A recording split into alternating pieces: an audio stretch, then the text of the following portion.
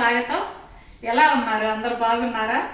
మేము బాగున్నామండి. మీరందరూ కూడా చాలా చాలా బాగుండాలని ఆ భగవంతుడిని మనస్ఫూర్తిగా కోరుకుంటూ ఈరోజు వీడియో ఏంటంటే పచ్చి కారంతో గుత్తి వంకాయ కూర అండి. అబ్బబ్బా ఎంత రుచిగా ఉంటుందో. ఇది పాతకాలం నాటి గుత్తి వంకాయ కర్రీ అన్నమాట. అమ్మ చాలా బాగా చేసేవాళ్ళు ఈ కర్రీ. అలాగే వారసత్వంగా మాకు కూడా వచ్చింది. నేను ఇప్పుడు ఈ కర్రీ ఎలా తయారు చేసుకోవాలో చేసి చూపిస్తాను. అయితే ఈ గుత్తి వంకాయ కర్రీ అండి, పప్పు అంటే దోసకాయ పప్పు అన్నంలోకి సైడ్ డిష్ గా అసలు సూపర్ గా ఉంటుందండి. నంచుకొని తింటే చాలా బాగుంటుంది. లేదు మీరు ఏ కూర వండుకోకపోయినా అలాగైనా కలుపుకొని తినొచ్చు. ఇప్పుడు అది ఎలా తయారు చేయాలో చేసి చూపిస్తాను. అలాగే వీడియోలోకి వెళ్లే ముందు మా వీడియోస్ మీకు నచ్చినట్లయితే లైక్ చేయండి, షేర్ చేయండి. అదే విధంగా కొత్త వాళ్ళైతే కనుక తప్పకుండా సబ్స్క్రైబ్ చేసుకోండి. సరేనా? వచ్చేసేయండి వీడియోలోకి. ఈ కర్రీకి ముందుగా కావాల్సింది గుత్తి వంకాయలండి. ఈ గుత్తి వంకాయలు వచ్చేసి ఈ కలర్ ఉన్న వంకాయలు అయితే ఈ కర్రీ చాలా బాగుంటుంది. ఈ సైజు తీసుకోండి. నేను ముందుగా కడిగి పెట్టుకున్నాను అన్నమాట ఈ వంకాయలు. వీటిని కట్ చేసి మనం ఉప్పు వేసిన నీళ్ళల్లో వేసుకుందాం. ఎందుకంటే కండ్రెక్కకుండా ఉండటం కోసం కొంచెం ఉప్పు వేసుకోండి.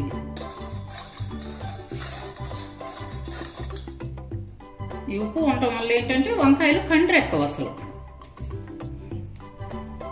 ఈ వంకాయల్ని ఈ విధంగా 4 పక్షాలుగా కట్ చేసుకోవాలి.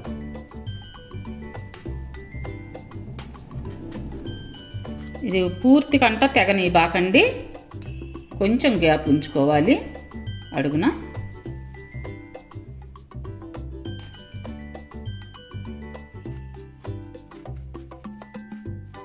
ఈ పుచ్చులాగా ఉన్నాయో లేదో చూసుకోండి. పుచ్చులుంటే తీసేసేయండి.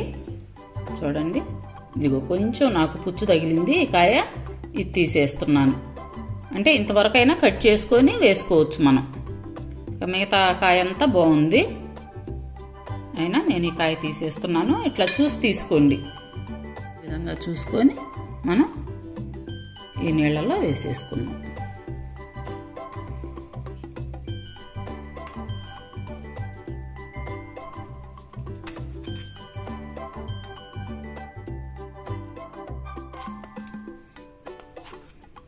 ఇది చివరికంట మాత్రం తెగని బాకండి, ఎందుకంటే విడిపోతుంది అన్నమాట, ముక్కకు ముక్కగా విడిపోతుంది. అందుకని కొంచెం గ్యాప్ ఉంచుకోండి అడుగున. ఇవన్నీ కూడా ఇదే విధంగా కట్ చేసుకుని నీళ్ళల్లో వేసుకుందాం. వంకాయల్లోకి మసాలా అండి, మసాలా రెడీ చేసుకోవాలి. మసాలాకు వచ్చేసరికి పచ్చిమిర్చి నేను 8 పచ్చిమిర్చి తీసుకున్నాను. మీరు కొంచెం మంట ఎక్కువ ఉన్న పచ్చిమిర్చి అయితే చూసి తీసుకోండి. కొంచెం అంగుళం ముక్క అల్లం, అలాగే అరచిప్ప పచ్చి కొబ్బరి, అదేవిధంగా ఒక 1/2 స్పూను జీలకర్ర, కొత్తిమీర కొంచెం, అంటే చిన్న గుప్పిడంతా కొత్తిమీర అన్నమాట. ఉప్పు తగినంత తీసుకోవాలి. వీటన్నిటిని ఇప్పుడు మనం మిక్సీ పట్టుకుందాం.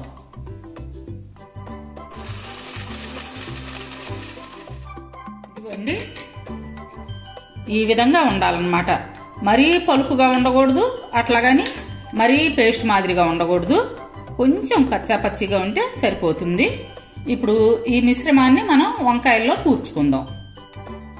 ఇప్పుడు మనం వంకాయల్లో పెట్టడానికి ఈ స్టఫింగ్ రెడీ చేసుకున్నాం కదా, ఈ విధంగా కట్ చేసుకున్న వంకాయల్లోకి ఈ మిశ్రమాన్ని పెట్టుకోండి.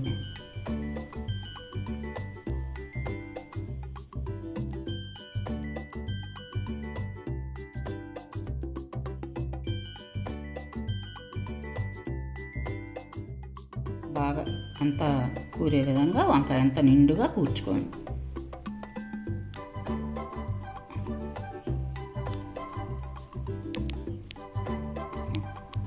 ఈ విధంగా పెట్టి మనం పక్కన పెట్టుకుందాం. అన్నీ కూడా ఇలాగే చేద్దాం. ఈ వంకాయ మీద ఏదన్నా అంటితే గనక కొంచెం ఈ మసాలా అనేది తీసేయండి.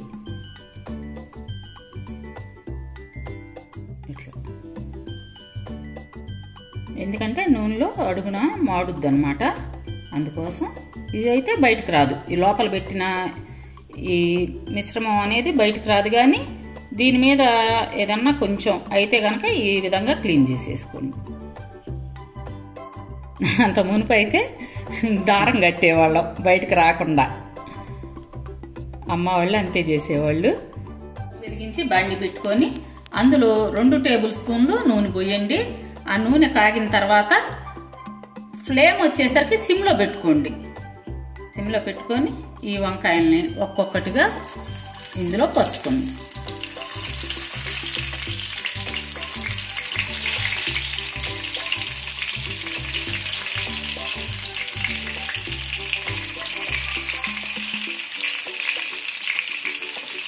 ఫ్లేమ్ మాత్రం సిమ్లోనే ఉండాలమ్మా, లేదంటే ఈ వంకాయలు మాడిపోతాయి.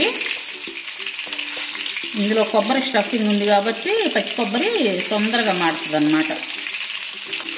ఇప్పుడు ఈ విధంగా మూత పెట్టేసి దాంట్లో వాటర్ పోసుకుందాం.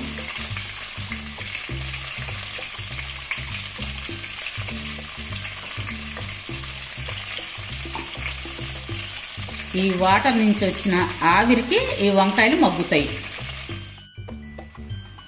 ఇదిగోండి, ఒక 2-3 నిమిషాలు గడిచిన తర్వాత ఈ విధంగా ప్లేట్ పక్కకు తీసి ఒక్కసారి ఈ వంకాయల్ని టర్న్ చేసుకోండి. చూడండి, ఈ పైన ఈ నీళ్లు ఉండటం వల్ల ఆవిరికి వంకాయలు మగ్గినాయి అన్నమాట. మనం తక్కువ ఆయిల్ వేసినా కానీ ఈ వంకాయలు అనేది చక్కగా మగ్గిపోతాయి. కదలకుండా ఈ మసాలా అనేది బయటకు రాకుండా కదిలించుకోండి వంకాయని జాగ్రత్తగా.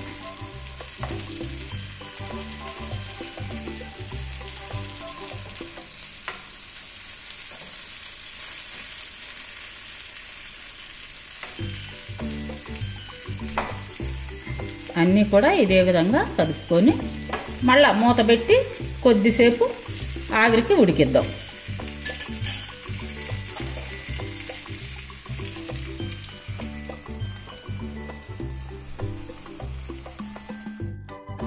ఇప్పుడు మూత తీసి చూద్దాము.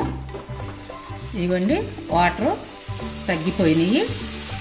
ఇదిగోండి, అలాగే ఈ వంకాయలన్నీ కూడా బాగా మగ్గిపోయినాయి అన్నమాట. చూసారు కదా, ఈ విధంగా రావాలి. ఇప్పుడు స్టవ్ ఆఫ్ చేసుకుందాం. మనం ఈ వంకాయలు వచ్చేసరికండి పప్పు కూరలోకి, పప్పు చారు అన్నంలోకి, దేంట్లోకైనా సూపర్గా సైడ్ కాంబినేషన్గా బాగుంటుంది. లేదు అవేమి చేసుకోలేదంటే ఒట్టి ఇంతవరకే వండుకొని ఈ గుత్తి వంకాయల వరకే ఈ మసాలా ఉంది చూసారా, అది రైస్లో కలుపుకొని చక్కగా ఈ ముక్కలు నంచుకొని తినచ్చు. ఈ వాటర్ వేయటం వల్ల ఏంటంటే మనకి ఎక్కువ ఆయిల్ పట్టకుండా ఈ ఆవిరి మీదే మగ్గిపోతాయి అన్నమాట ఈ వంకాయలు. ఇప్పుడు ఈ వంకాయల్ని మనం వేరే సర్వింగ్ బౌల్లోకి మార్చుకుందాం.